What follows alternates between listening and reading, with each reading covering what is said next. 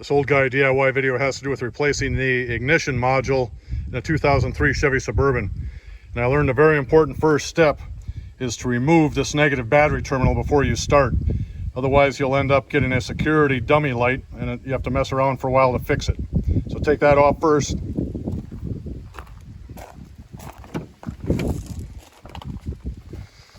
When you get inside the vehicle, just pull off this dash section and you just stick your fingers in here and then over there above the radio, and that comes out easily enough. Then you take the top of the clamshell loose. There are two screws that go in the bottom of it. This vehicle did not have the screws, so I was able to just separate the clamshell. And then when we come on this side, you have to disconnect this little connector just so the wires have enough room to get the bottom of the module out. And the module we're replacing is actually right here. There's just one little white tab you poke in with a small screwdriver or a pick on this side. There's another one on that side. It comes out. You undo the connector, slap it back together, and if you have the tools that you need when you start, this should be about a 17-minute job. So everything worked out well in this case. And if you'd like to see a little more detail, watch the next 4 minutes. Thank you. This old guy DIY video has to do with troubleshooting a 2003 Chevy Suburban with 125,000 miles on it. So a buddy of mine bought this thing about 2 years ago, and from the day he bought it, when you turn the key, you get just one dummy light in the top, but the windows don't work, the stereo doesn't come on, and when you turn the key to the off position, the stereo shuts off and you can't listen to it as you can in most vehicles for about 20 minutes. So anyway, he was willing to live with that. Didn't think a lot of it. I checked the codes and there were no codes thrown for any electrical problems. But the other day he was driving down the road going about 55 miles an hour, took a moderately hard left, hit a pothole in Gretchen Whitmer's, Michigan. And at that point the dash went blank. He lost power. Thought, crap, this isn't good. And as quickly as he lost power, the power came back. So he gave me a call when he got home, asked if I'd take a look at it. My first thought was that he had a loose ground somewhere.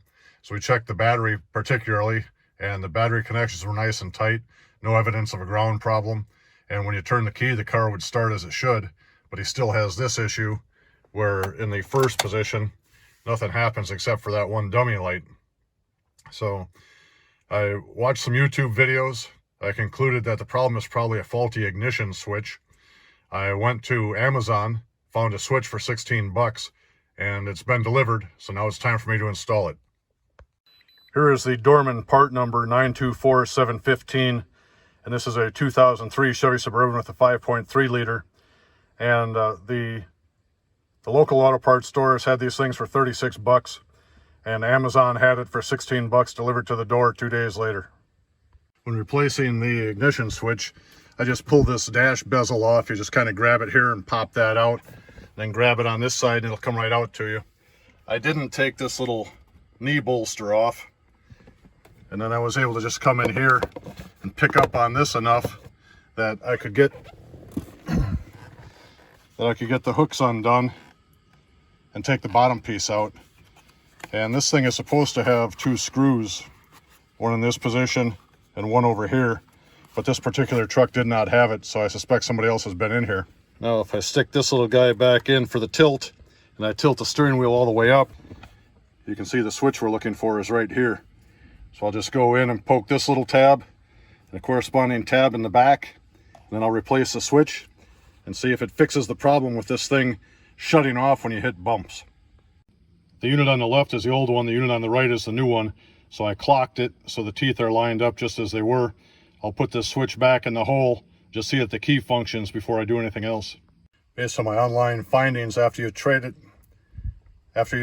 the ignition module and you start the truck and you get this little symbol, you shut the truck off, turn the key to on without cranking it over, leave it sit for 10 minutes. That little symbol should go out. After disconnecting the negative cable from the battery and then putting the new ignition switch in, then reattaching the negative cable and starting the truck, that dummy light is gone. So I guess when I watched the video and they said it was important to remove the negative from the battery first, I should have listened to them instead of trying to save that 30 seconds and freestyle it. So after replacing the ignition switch, I put the code reader on there. No DTC is shown. So I'll give the truck back to my buddy, let him drive it around and see if he has any issues as he did before. Particularly, there's one road in a nearby town that he calls the road from Fallujah. It's so filled with potholes. But he said he was driving there yesterday, and when he hit the bumps, the car shut off twice.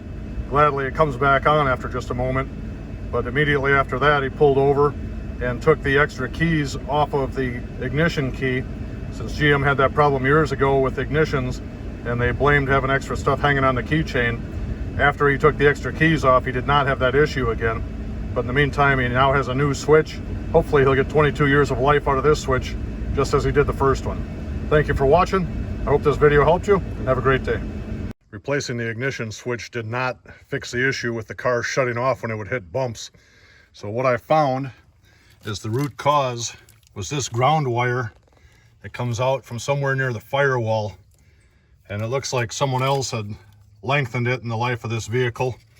So this thing was brought up here and terminated, and when I pulled on the wire here, that was loose. So I removed this bolt, I pulled the terminal off, I cleaned up the wire, and then I re-crimped the terminal and put the thing back in place. And it's been about 1,000 miles now, and the vehicle has not had that issue where it shuts off when you hit bumps. So I believe this was the root cause. Thanks for watching.